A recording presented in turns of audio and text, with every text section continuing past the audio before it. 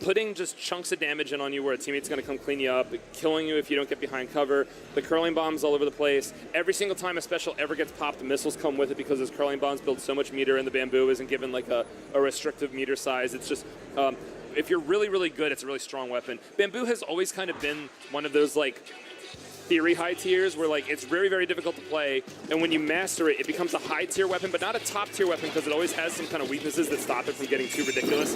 You know, and then you know, except for like something like Sherry that comes along and gets too good. But Bamboo continues to be that in this game. That being said, we've already started this next game. We are got tower control, muscle forge fitness. What are your thoughts, Nine?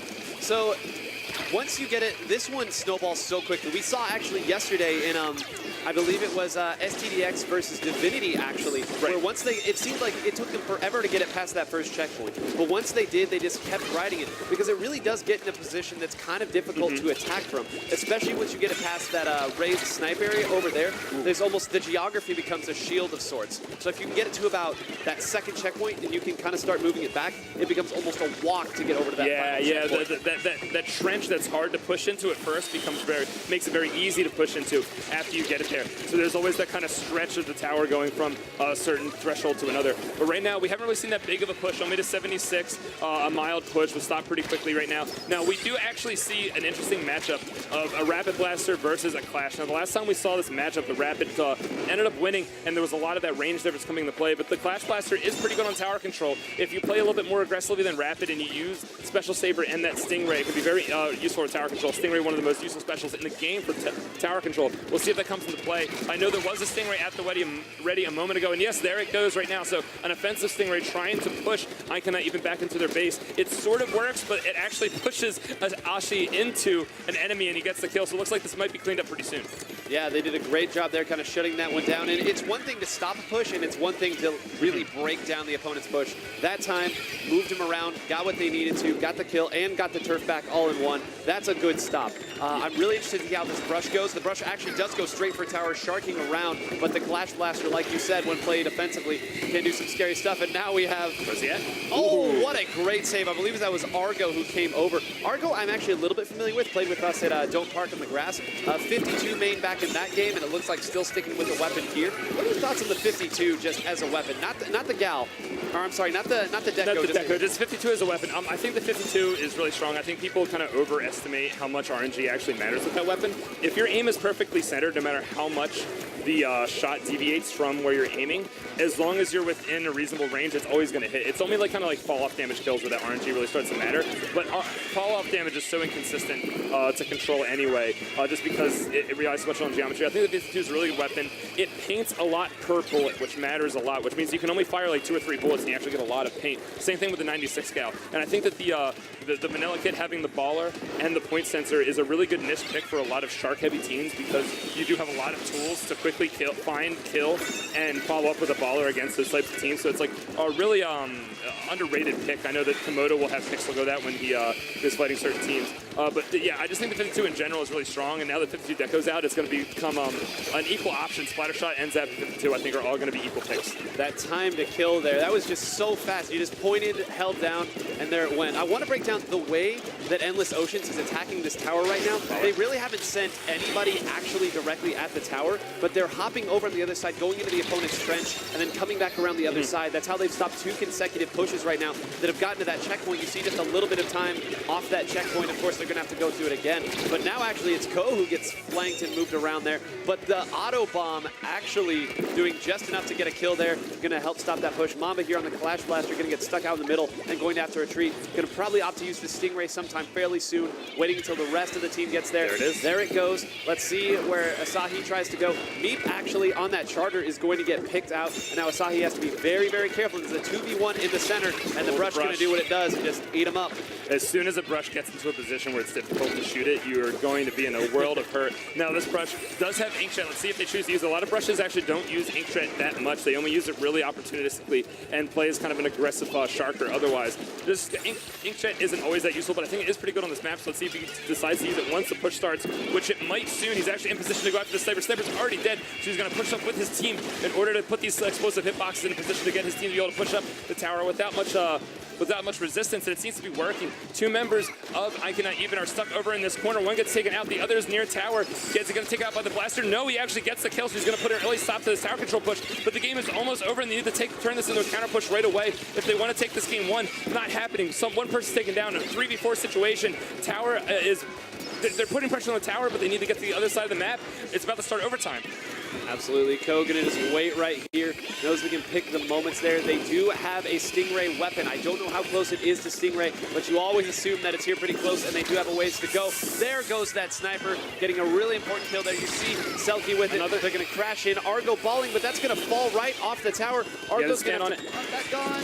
Ko is going to eat it up into that danger zone where the points start piling up that we talked about. Yeah, and you know, Stingray management is such a big deal in this game mode, and even though Endless Oceans only had one Stingray, they were able to utilize it perfectly. Basically, Stingray when you need it. Jumping back to base so you can't get shot back. Exactly. It's crazy. But speaking of crazy, Clam Blitz on Black Belly Skate Park. You know, Rainmaker actually is pretty nice on this map, but Clam Blitz, it's funny, Clam Blitz on this map is so unpredictable sometimes because you're in this situation where you want to like push all the way around to the clam basket, but you're kind of forced to overcommit to a side, and then they push on your clam basket, and you're like, oh crap, now we got to try to go for a base trade. But the thing about trading clam pushes in this game is only one team gets to do it, and the other team gets locked out, so it gets really messy really fast. We'll see how teams are able to kind of make decisions to prevent situations like that in this upcoming game. Endless Ocean starts with the first football, and it looks like they're getting pushed back. Yeah, great play by Meep there. Trying to put that pressure on. Not going to be able to get one, and going to get swept up here by this Splat roller who's going to work around mid. And I'm glad that you mentioned the concept of trading bases. Because you have to commit so hard, and both sides kind of have easy access through middle to the opponent's base. If you go in too hard, you will lose things. It's a great move here. A great individual play by Mamba, who kind of snuck in almost by... what? Okay, Mamba... Okay, that was borrowed time, to be fair, but that's giving them enough time for the bubbles to come in. See, I believe that's Argo who sneaks in, going to get taken out, so those bubbles weren't really aiding a push there. Bubbles, if we talk about Stingray on tower control, Bubbles here in this mode. Talk about them. Bubbles in this mode and in Splat zones are just so powerful, 9. Basically, the reason the bubbles are so good is because it takes a lot of effort to pop them. Now, in the recent patch, they did make it so, like, if you don't babysit your bubbles, the enemy can pop them. But if you're good at using them as a team, you're able to keep them up. And there are these invincible walls that can't be shot through by almost every single tool in the game. And if you get too close to them trying to pop them, and they pop on you, you get killed with a one-shot kill hitbox. So it's very, very dangerous. Even the shockwave hitboxes, if multiple bubbles go up at the same time, it'll kill you. And basically what that means is when you make game-winning pushes and you involve bubbles with them, they can be very, very powerful because they gain you ground and they have slaying potential and they paint the ground, which is great for zones with the painting and great for this mode because your clam carriers are protected. But speaking of clam carriers, it looks like the basket of Ikannot Even was broken right now, but there was no one to follow up on it. So because of the way tiebreakers work in Splatoon, the team that got the points first is going to be the one that walks away with the lead. So we're still in kind of the same situation we were before. One other thing to note about this map is in this map, of course, it seems like a cliche. Mid control is so important, but the clams here, the four clam batches, say that 5 times fast, they are almost centralized, or you have to come up to this area. The opponent's going to be pushing to this area to begin with. No, just too short. Let's see if these bubbles can capitalize on it, though. That's still in a pretty dangerous position. Okay, they got one in. All right, now just run away. Just run away. They got the lead here. A little too greedy there. But when you're making this push, a lot of times you'll have this checkpoint here, so it becomes a situation where you can just reload on clams and get back in.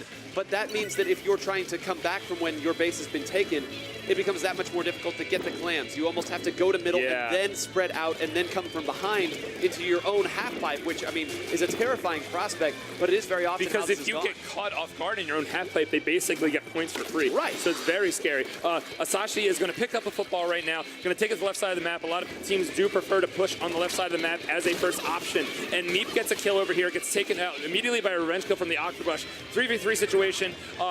Ikannot Even has a lot of clams right now, and Endless Ocean is having difficulty answering. They don't have map control. They don't have enough clams to be threatening. And of course, clams also give you meters, so they're running low on resources compared to the enemy team. But this double kill might be a big deal.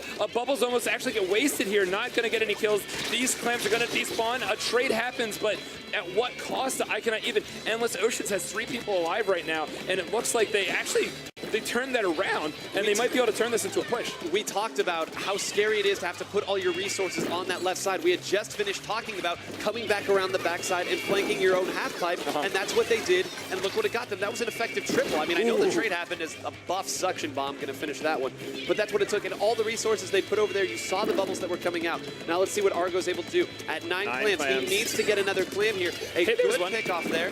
There are some clams here, so close to those bubbles. Another couple shots. Oh, that's a huge kill. That's bad. They really should have built that football before that happened, because if you die with more than 4 clams, only 4 drops. So now that progress towards building a power clam has been slowed down by just that much. And then the roller comes and kills this other person that had 6 clams. So this is looking pretty dangerous. 10 clams in possession of Endless Oceans right now. They're in the enemy base. This can definitely happen. The curling bomb. Oh, but another bomb came back around. Argo goes down. There's still 2. They have enough clams here to make it, but I don't know. This should be pretty important. Rainmaker on Mako Mart. This is a map in game mode. Well, Rainmaker, can be Rainmaker, but I think this is generally a stable map, even with the wipe sometimes, because you have to push the Rainmaker into a spot where the enemy can defend from. We'll see how this ends up working out. We have Bubbles on one team and an E-Leader, a vanilla E-Leader on the other team. Very interesting. Already making its presence felt, and we do see the bamboo out as well. Catatonics here, we talked about it a little bit earlier. Now you'll get to see what it can do. One other thing that I have to say about what Catatonics was doing. So the brush, right? You would like to play it like a roller, and you would like to kind of get up and shark around in here. It'd be great if it had a curling bomb. Catatonics will cook the curling bombs and use it off of what Ko does, and it almost becomes this pseudo curling bomb that the brush has. And they did it, I mean, we just played them. They did such a great job of doing that and getting Ko in positions that you think, oh, that can't happen. Like, oh, it's a curling bomb, but it's not a sploosh, it's not a roller. Oh, but there was a brush inside of it the whole time. And it's already inching this one down to 47. Not a terribly dangerous push, but Selkie did get there, and there's a jump coming as well, and that's the end zap. So there's still going to be some pressure waiting around here. Nobody coming, but the bubbles are going to force them back and take out 3 of them. So, all right, that's a good defense. I see you. I see you. Yeah, their shockwave damage is built up, man. It's so deceptive how long that range is when all the bubbles pop at the same time. And I'm curious about how this Bamboozler plus E-Leader comp is doing this much work. It's very interesting. You would expect a Bamboozler and an E-Leader to have a lot of lack of control. But as I say that, Endless Oceans, I'm sorry, Ikannot Even, Endless Oceans, I'm sorry, does take the, no, Ikannot Even, the HUD is messed up. Yes, Ikannot Even does take the lead. So now we're in a position where the double long-range weapon comp is forced to make more aggressive plays, and that's why these kinds of comps tend to not do well. So let's see how this ends up turning out. You saw what they did earlier where they got the big push. Catatonics was the one who made that push. They sent in an armored brush like we're seeing right now. But yeah, now playing offense with this comp will not be easy. Ko's going to have to come up big here. They're going to need a lot of ink armors. Selkie's in a pretty good position here. If Catatonics can get this pick, you see just firing away. The inkjet is out now. Is the exhaust going to get it? No, but they were able to get one here. We'll see if the defense. Ko sneaks back behind them, but Meep is going to take him out. Ko needed to get that kill if this push was going to continue. I think now they're going to paint up mid. Meep's going to kind of hang here around, not give up his position just too quick. Going to run back around. Almost grabs the Rainmaker by accident, but now it's like they're still on offense and they're still winning, but this is a scary position to be because now the defensive capabilities in the range, they have to do something to move this out, but it's not easy. Look at all these lasers that are coming in. Well, they are in the position, though, that, they have the lead, so they don't need to push that hard. I mean, a slow push is fine. But speaking of that slow push, or what you were talking about, they are starting to get taken out. The the Tri-Slasher actually seems to kind of save the day there by getting that revenge kill. If he had been killed, that would have been a 3-down situation, and 41 is not the biggest score to try to overcome. Now, we do see Ikannot Even getting the Rainmaker once again, putting pressure up on this right side of your screen right now. This Tri-Slasher is getting a little bit antsy. Let's see if he's punished for this. He is. Rainmaker, though, is going to try to punish the SF does, so there's a lot of trades going on right now. E-Leader has Ink Storm. That might come into effect pretty soon. But this is kind of a bloodbath in the center of the map, and neither team is getting a footing, but that is good for Ikannot Even because they're the ones that'll win if no points are carried. One thing that is scary right now, they have the Rainmaker, so you know that a lot of meter is being built up here for Endless Oceans. And I'm glad that you're mentioning it because look, we talked about the Rainstorm helping stop that. It did. Now the brush is in, the ink armor's in, this ink jet is in. The pro is... Wow, that may be one of the most important kills right there. That might have been game, honestly. That might have been. If that had gotten in, Argo hadn't quite gotten back to the bottom yet, and the push was still coming, and that was right around that 40-point mark that we've been talking about. Now the bubbles are coming back the other way. The meter has changed. 2 more going down, and those are both of the frontliners, too. We'll see this E-leader might be able to get a pick here at Catatonics, but they're pushed back. They're going to continue moving in. A huge kill there onto Mamba. This jump is going to come in all the way back here on this left side. Asahi's going to have to run back here to get away from those darn missiles that we've been talking about. This really has been a back-and-forth game, but some major kills. Like, this is a lead, but this is like the thinnest of razor's edge leads. So many plays had to be made and have been played by both teams. Yeah, and Ikannot Even is doing the right thing because when you have the lead in Rainmaker, you keep the lead by pushing and without really overcommitting. But, oh, wow. All right, 10 seconds left. We need to not be by this Rainmaker when it explodes or it's going to be bad. 7 seconds, 6. But this might be a knockout right now. Climbs up the pedestal, gets stopped. Oh, my God. What's control on this one because I think that one of the things that we were kind of overlooking was how much Endless Oceans was kind of outslaying Ikannot Even. So let's see if they're able to kind of switch that up. We see the 52 again, the Forge, the Brush, then we see Rapid and Charger. So another kind of long-range centric comp. As far as Splatoon 2 comps go, a long-range centric comp for Endless Ocean. Let's see if that works out for them right now as we get started into this Game 4.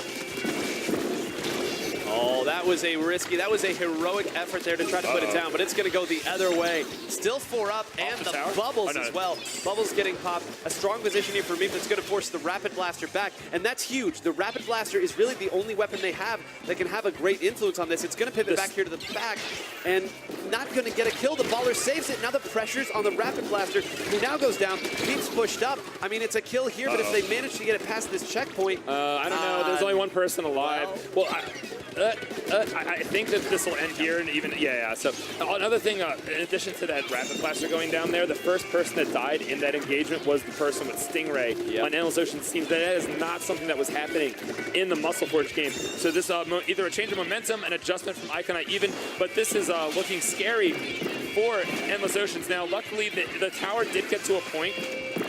Did basically get to that point of no return. So if they can get the tower to that point, there's a good chance that they'll be able to overcome that score. But if there is 4 minutes left in the match, that also means that if Ikannot Even plays the way they played that Rainmaker match where they keep pushing, they could have an even bigger deficit to fight against. So we'll see how it ends up working out. Endless Oceans needs to find a way to take that offensive pressure back. In that first game, they were the ones that were coming in, picking their spots and hitting the tower. Now, I know they had the lead, so that's kind of an advantage, a privilege you afford yourself when you get the lead. But they have been sitting back this entire, ever since that Blitz game, they've been the ones that have been setting back. I like Shu pivoting over here to the side, but what meets him there? A Forge, an armored Forge that was already up. They're the ones putting the aggression on. It does get punished here. That's the start of it, but they've got to keep doing this for a sustained period of time. Tower gets to the first checkpoint. They're starting to have some momentum going right now. 3v2 situation, basically, especially after Asahi is forced to jump back after this Inkjet right now. He is in a good position to stop the tower. If that Octobrush is not dealt with, he'll be able to put a lot of splash damage on the tower. As we see him, actually, he is forced to be pushed back, so that is good, as it looks like we're going to have an Octobrush battle right here. It goes in the favor of Asahi. Bubbles going down as well. The tower is, it looks like it's under the control of Ikannot Even, so a little bit painful of a failure of a push for Endless Oceans, but it's not over yet. About half the match is left to go. As we see, Ikannot Even is taking the map, very green map. Endless Oceans is actually forced up into that corner right now. This is looking pretty bad. If these specials keep building, this baller goes down. Another frontliner goes down, and this team with 2 long-range weapons, this is going to be very difficult to stop this push. One thing that I have to say about that last push, and I'll say it very quickly, they had a flanker that was coming around. You saw Catatonics that was coming around and tried to make that push. That's a full wipe, and Argo sniped out that flank before it could get started that allowed the rest of his team to stop that push. That momentum has continued. You see Asahi up there. You see Mamba. Another double coming in. Going to try to come back with it. A triple coming. Keeps going in. Asahi and Argo both with big individual plays. Asahi getting some real glory time there at the very end. Take that.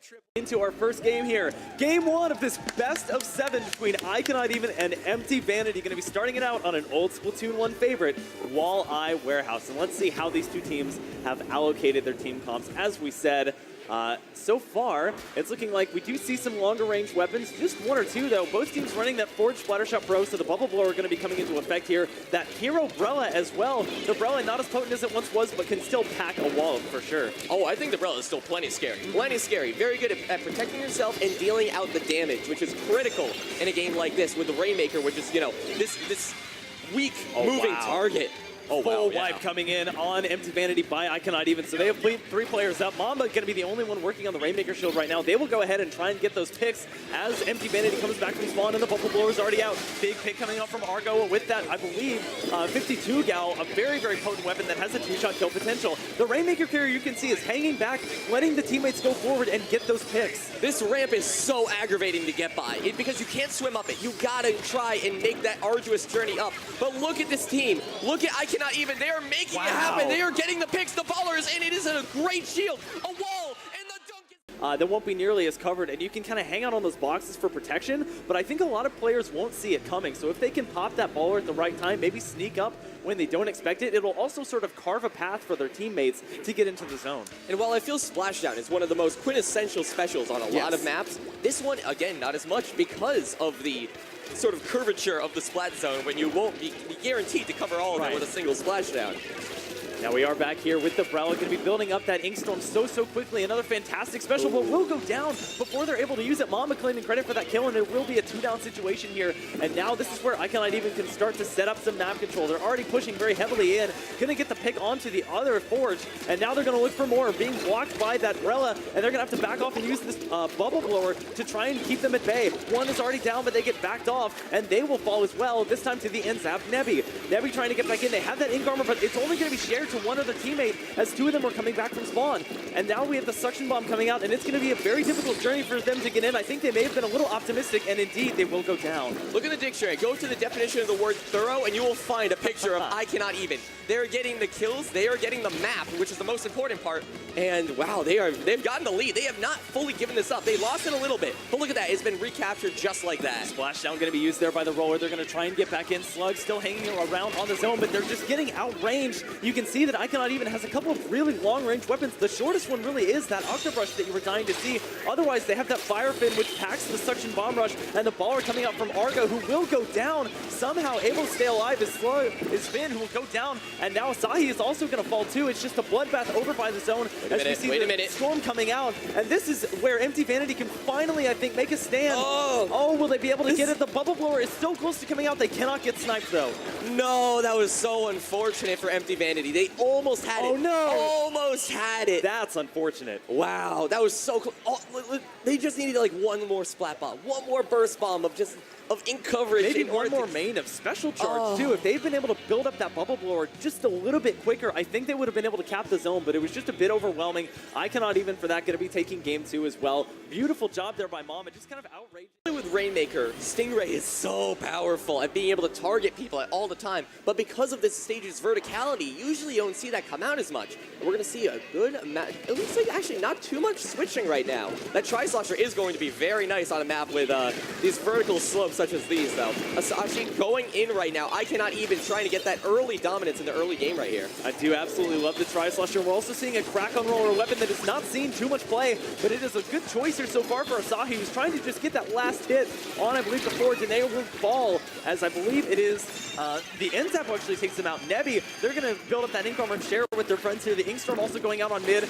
Just being popped right now is that Rainmaker on the overlook. It's going to be picked up by the Forge, but what a flank there by Meep.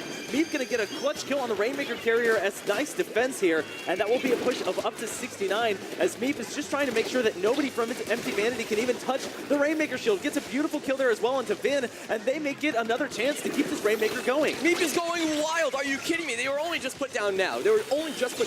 But they had such a nice flank coming in there, just getting people who had already been gotten. But now it is still on the side of Ikannot Even.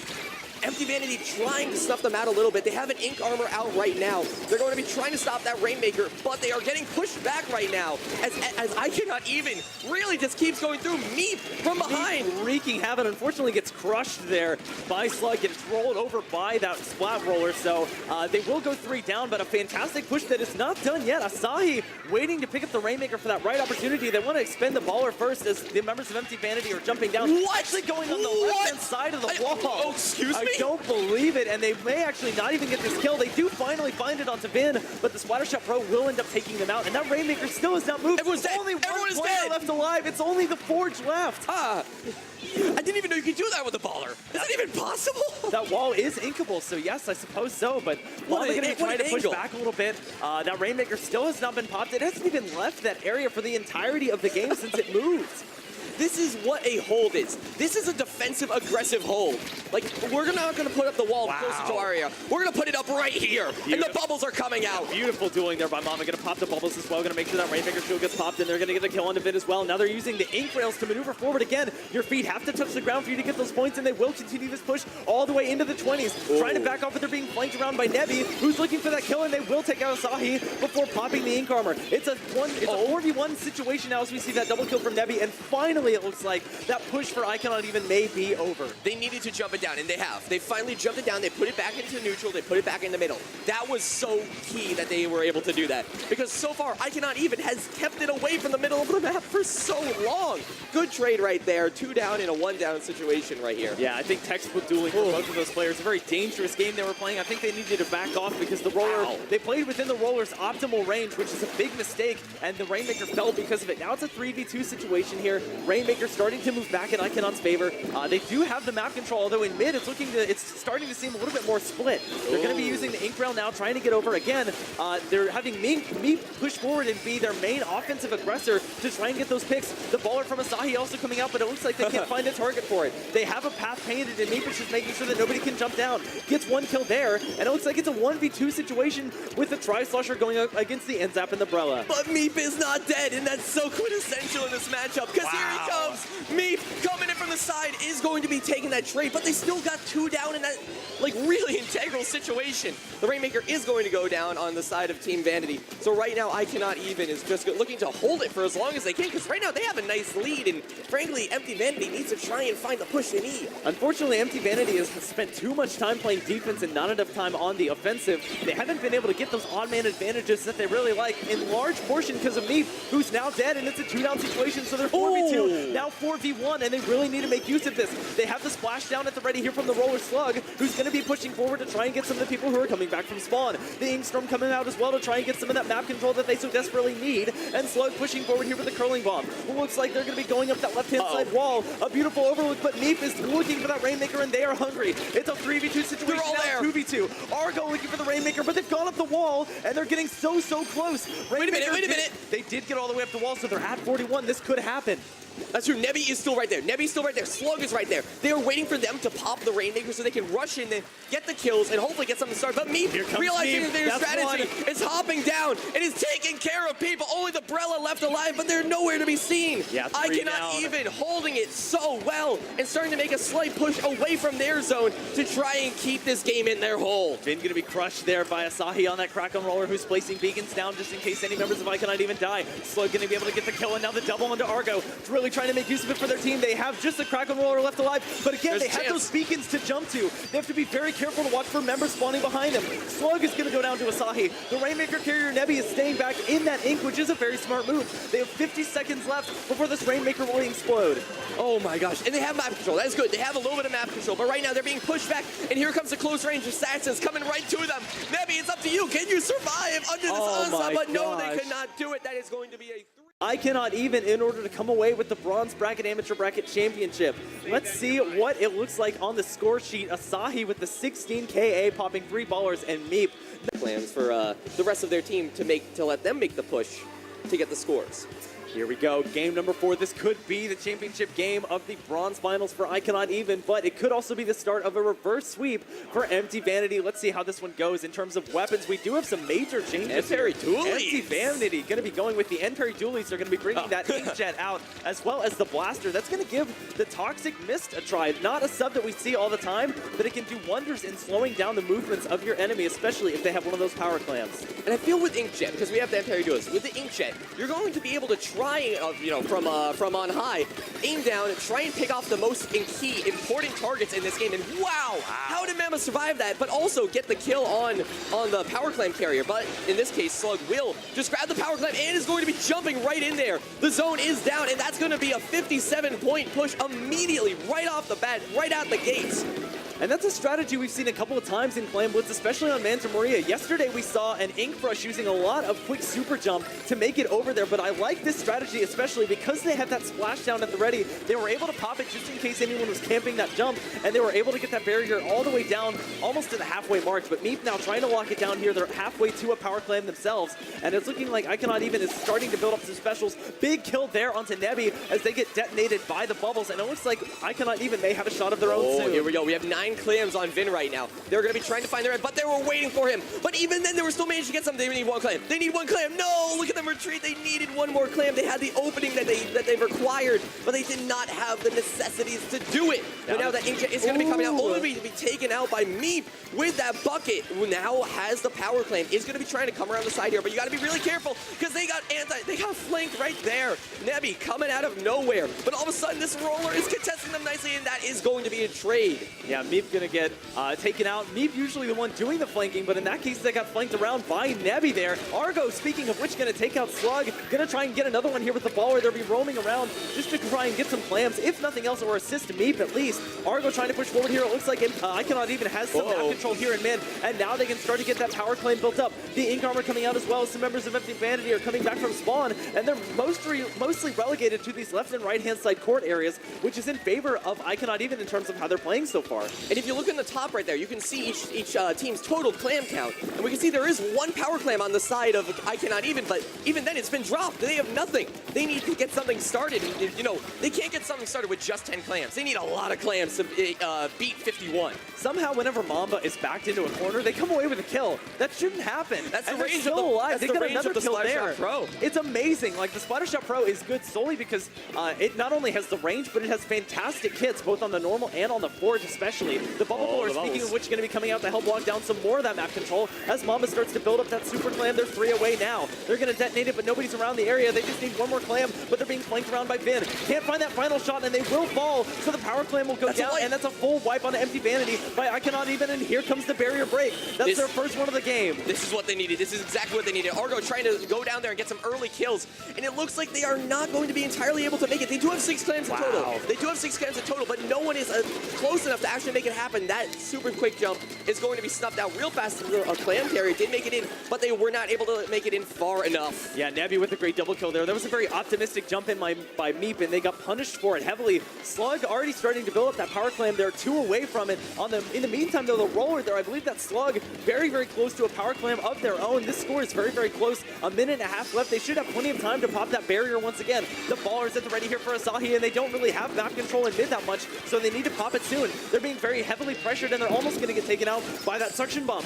Multiple clams here at the ready as they get 1 kill and look for another one with this baller here. The inkjet is out, but they will find the 2nd kill there onto Vin. Looking for the 3rd on whoever's holding the power clam, but they're slowed down, so that movement is going to be very heavily delayed. And right now, in a game like this, Asahi needs to keep the map in their favor in order to take the best use of those beacons. But unfortunately, right now, Empty Vanity's hold of the map is so good, they can't keep those beacons in play, which are going to be pretty quintessential for getting things into the basket. Right now, Argo struggling to stay alive as Empty Vanity swarms around them, holding on desperately to the 1 win they need right now to keep themselves in the bracket. Yeah, that was a perfectly executed pincer maneuver there, and now we have 1 player with that power clam at the ready. Just over 30 seconds left to go in this game. They're going to be trying to get it over that barrier, but it's being very heavily protected by Ikannot Even. But the onus is on Ikannot Even right now. They're the ones who have the deficit. They need to be building up that power clam themselves instead of waiting for Empty Vanity to come to them. That's true, and again, they still have no map control, or rather, Ikannot Even doesn't have the map control they need, but this is a really big push right here.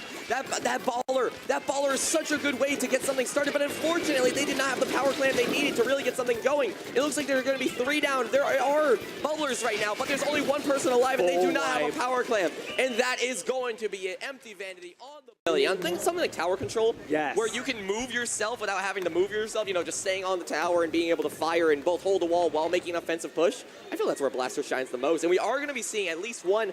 Is that a range blaster? No, that is a normal blaster coming out, but no blasters coming out from good old Empty Vanity, if I'm not mistaken. But we do see, interestingly, a brush still coming out, reminding me back to the old inkjet days. Yeah, the Octobrush just provides such great offensive pressure. It makes it so that anybody who gets close to the tower is going to be in a lot of trouble. And speaking of trouble, Empty Vanity already fully wiped, and Ikannot Even going to be starting to lock down their plat as well. The Tri-Slosher Beef going to be getting up there as quickly as they can, and the Ink Armor is going to be coming out just in case those spawners try anything funky. Asahi going to be trying to get some picks here with the Inkjet as well, and it's working. They've gotten 2 down again already. And now that they have this wipe, they can just keep on moving this wall up, just keeping this indomitable force that you cannot mess with. Look at them. Oh, wait, actually, never mind. Speaking of cannot mess with them, never mind that, because Empty Vanity coming out here and almost getting a reverse wipe on Ikannot Even. In fact, they actually did manage to do that, a reverse quad back to back. Yeah, definitely want to shout out Jay there, who caught that fantastic delayed triple with the end zap by Nebby. Beautiful job there to give some momentum back to Empty Vanity, who really needs it. 51 is not an overwhelming push, but it is a good push for the first minute of the game. Nice job there to get that hit off by Slug onto Meep. That's one of the biggest offensive presences of Ikannot Even down. Big splashdown to stay alive as well, and now they're going to be taken down by the bubble. Mamba not being afraid to move forward with this Forge. I love how you brought it before, how we're going to see a little bit of a, you know, every so often people still get trapped by the good old auto bomb. Someone had to just expend a whole splashdown in order to actually get away from one. No kidding. So map control now starting to look a little bit more split. Ikannot Even trying to get back into mid. Slug being backed off here by this Inkjet, and they're not very close to their splashdown at all, so they're going to have to deal with anybody that's coming up towards them. They do have a bubble here, not able to take out Mamba. Again, Mamba backed into a corner and still able to come away with a kill. That just shows their patience and their perfect aim with this weapon. And right now, look at this. They have a lot of control over the tower. Actually, never mind. It looks like Empty Vanity is coming out here with those toxic mists. Yes. Just keeping people away. He had the moment. Mamba had a moment up top on the top of a little bit of a plateau. There comes the toxic mist, pushing him right away from it.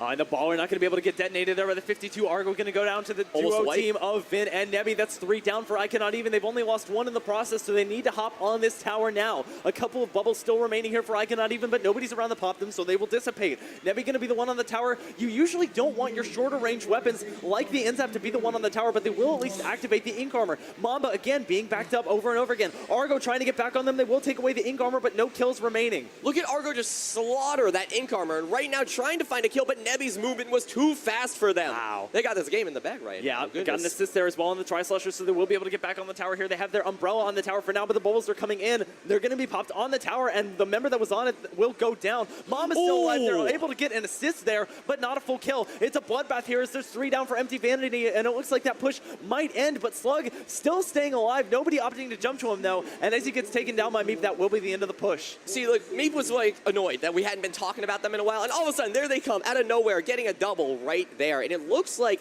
Ikannot Even is getting some nice map control before taking this tower. Nebby is going to try and contest it a little bit, but right now they need to form a little bit more of a wall to get things going. Asashi, with that Inkjet, going to be trying to poke people up from their plateau up there.